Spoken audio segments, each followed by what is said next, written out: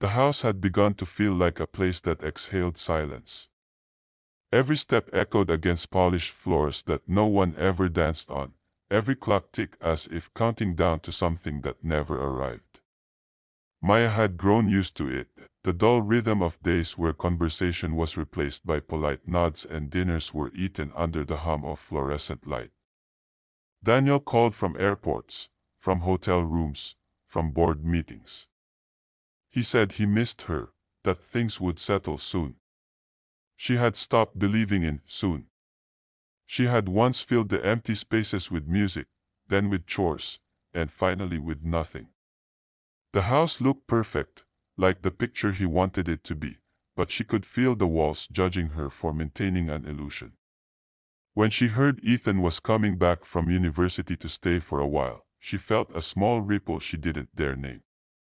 Her stepson was almost a stranger now, taller, quieter, with the same eyes that once laughed easily when he was younger. When he arrived, he smiled politely, his voice deepened by years she hadn't witnessed. "It's good to be home," he said, though it sounded more like a question. Maya nodded, offering a weak smile, feeling awkward in her own kitchen. The first few days passed with the gentleness of strangers coexisting. He spent hours reading or walking outside. Sometimes she'd catch him looking at her when he thought she wasn't watching, quick glances that vanished before they could mean anything. It was a strange, quiet companionship that grew between them. She made breakfast, he poured the coffee. Words were minimal, but the silences became softer. She began to notice how he lingered at the doorway before leaving the room, as if something held him back each time. And sometimes, when their hands brushed while passing a cup, she'd feel her pulse stutter. She told herself it was guilt, not awareness. Daniel called one night, his voice rushed. "A few more days," he said, the usual script. She said she understood. Ethan sat across the table, looking down at his plate. The silence afterward felt heavier than the conversation. When he finally spoke, his tone was almost apologetic. "You look tired," he said. She laughed softly, surprised at her own voice. "I suppose that's one way of saying I'm getting old." He didn't smile. "No. It's not that. You just look like you're waiting for someone who's never coming back." The words hung in the air, too sharp, too intimate. She didn't reply. She pretended to take a sip of water, but her hand trembled slightly. That night, she couldn't sleep. His words repeated in her mind like a secret she didn't want to acknowledge. The next morning, the world looked the same, yet she felt different inside it. She caught herself noticing the curve of his shoulders as he lifted a box, the careful way he listened when she spoke.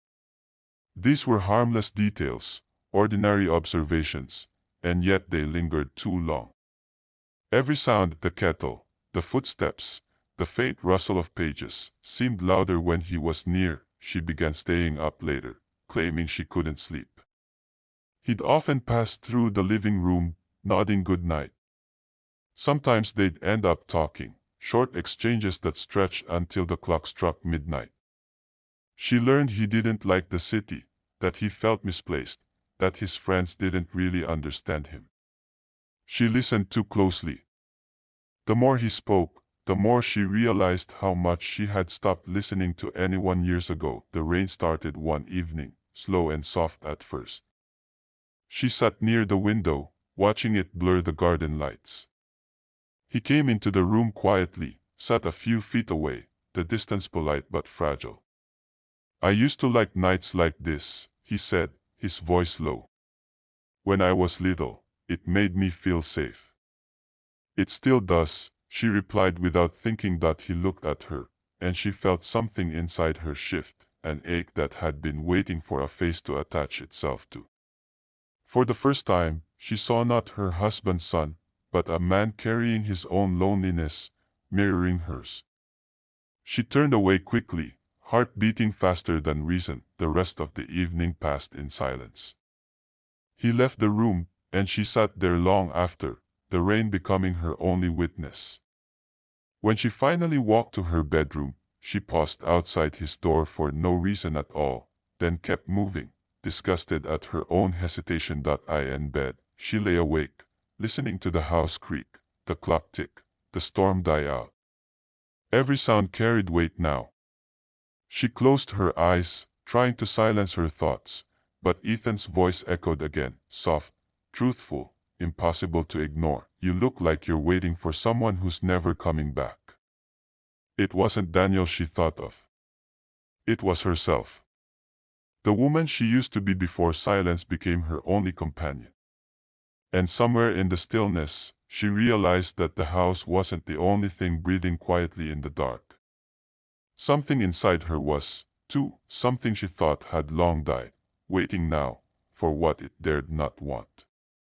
The morning began like every other, quiet, functional, and hollow. Ava placed a cup of coffee in front of Ryan, steam rising in the space between them. He didn't look up from his phone.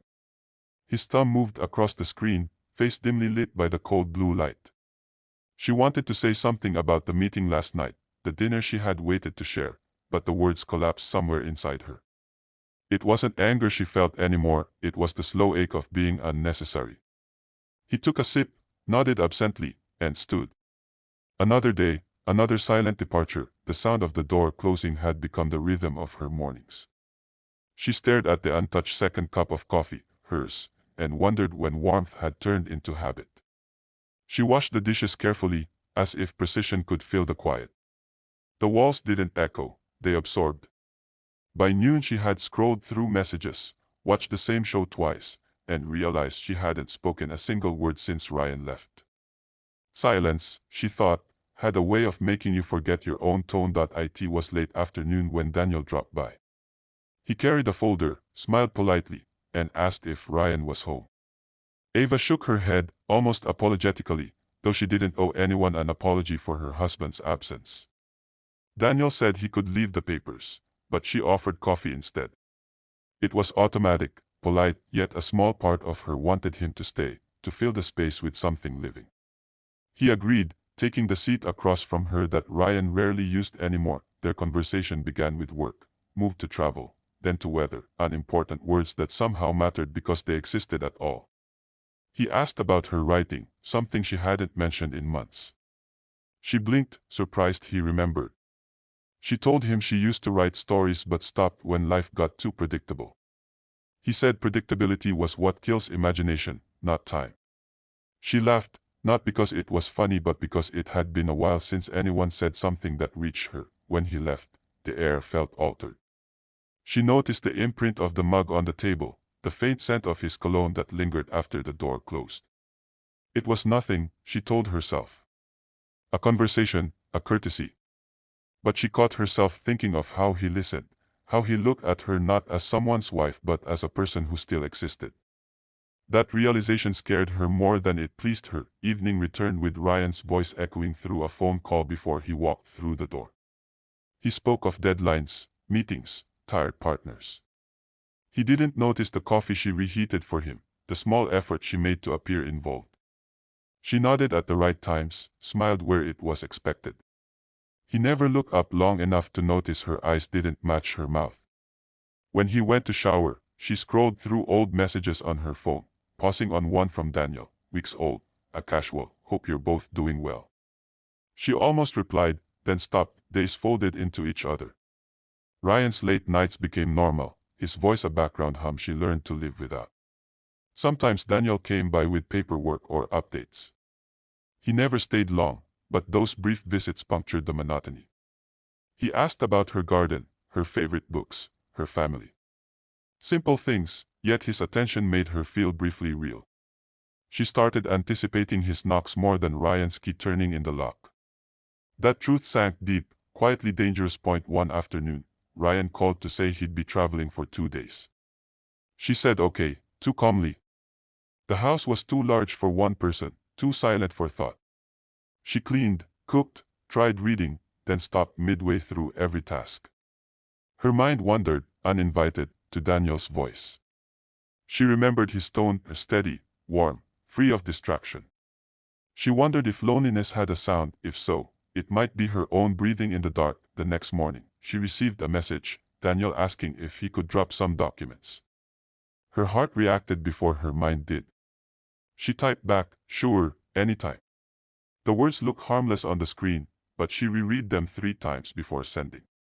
When he arrived, she noticed how natural it felt, how conversation flowed without effort. They spoke of everything except the thing pulsing quietly between them. He left sooner than she wanted, and she watched the door long after he was gone, as if waiting for the air to settle back to its usual stillness. That night, she dreamed of voices, Ryan's distant, Daniel's near. She woke with a start, realizing her heart had chosen proximity over promise. She pressed her palms to her face, ashamed of thoughts she hadn't even spoken aloud. The mind could betray long before the body ever did. When Ryan returned, he kissed her forehead distractedly, the same way he always did, and handed her a souvenir mug from the airport. She thanked him, smiled, placed it on the shelf, and noticed how it looked perfectly aligned with all the others, untouched, decorative, lifeless. By the end of the week, she no longer waited for Ryan to call. Instead, she waited for silence, the moment her phone might light up with a message that wasn't business or routine. She hated herself for hoping. But hope, once born, doesn't listen to logic. It grows quietly in the cracks where love used to live. She told herself she wasn't crossing any lines. She hadn't done anything wrong. Yet every time Daniel's name appeared on her screen, she felt the faint tremor of something dangerous awakening. And every time Ryan spoke from another room, his words sounded like they were meant for someone else entirely. In the stillness before sleep, she realized she had become invisible in her own life, seen only in the reflection of someone else's eyes. She didn't want more. She wanted to feel again, to exist in the space between absence and attention. And without knowing when it began, she found herself waiting for the next time Daniel would look at her the way her husband once did, before everything turned quiet. That thought, small and unspoken, was where it all truly started.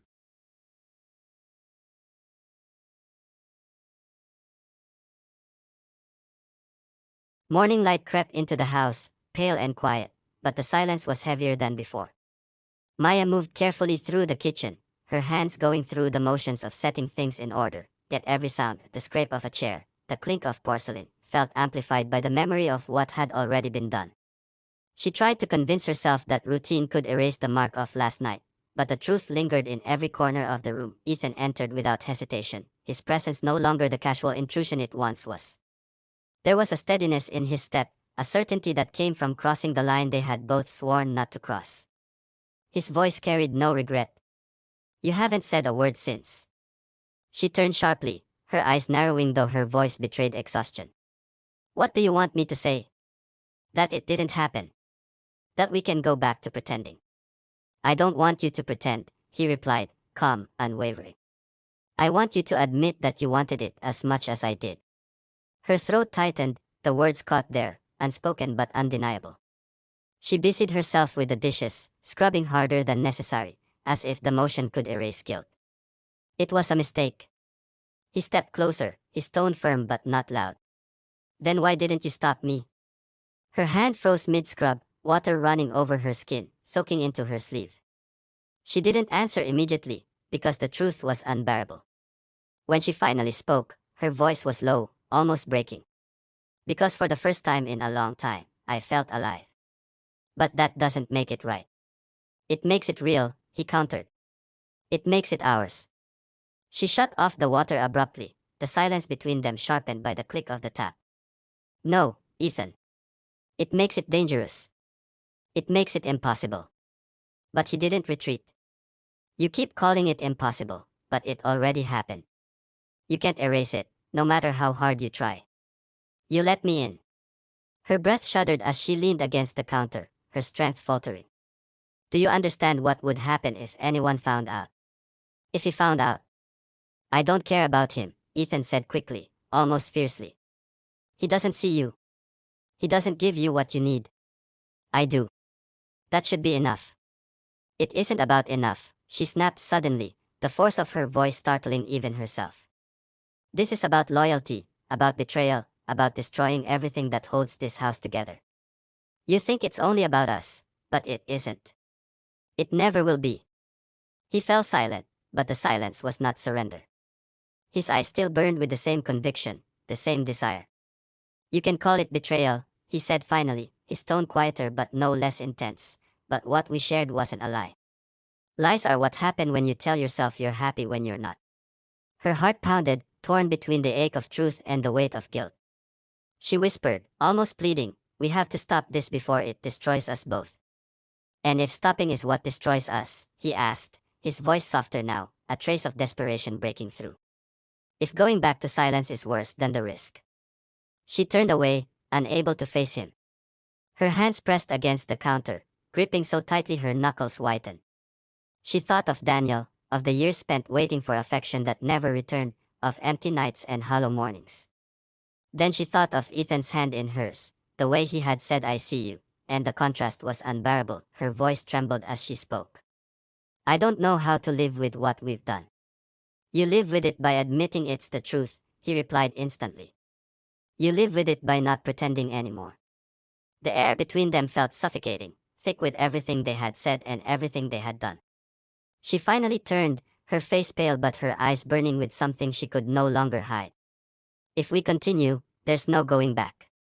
There already isn't, he answered without hesitation, her lips parted, 1,000 words on the edge, but none spoken. The silence was louder than anything, pressing in until it became unbearable. At last, she whispered, then God help us both. Ethan reached for her again, slower this time, deliberate. She didn't pull away. She should have, but she didn't. The quiet of the house bore witness as their choice solidified, not in one reckless act but in the acceptance of what they had already become. When the moment broke, when he finally left the kitchen, Maya stood alone once more, her reflection faint in the window. She didn't recognize herself anymore, not the woman who had lived in shadows of neglect, nor the woman who had once believed loyalty alone could sustain a marriage. She was someone else now, defined by a choice that could never be undone. The sound of the clock ticked steadily, each second a reminder of the path she had taken. She whispered into the emptiness, one night, one truth, and nothing will ever be the same again. And she knew, with a clarity sharper than guilt, that it was true. Word count 762. Would you like me to now craft the final title plus description for this 4-section story, optimized for a faceless infidelity style short story video?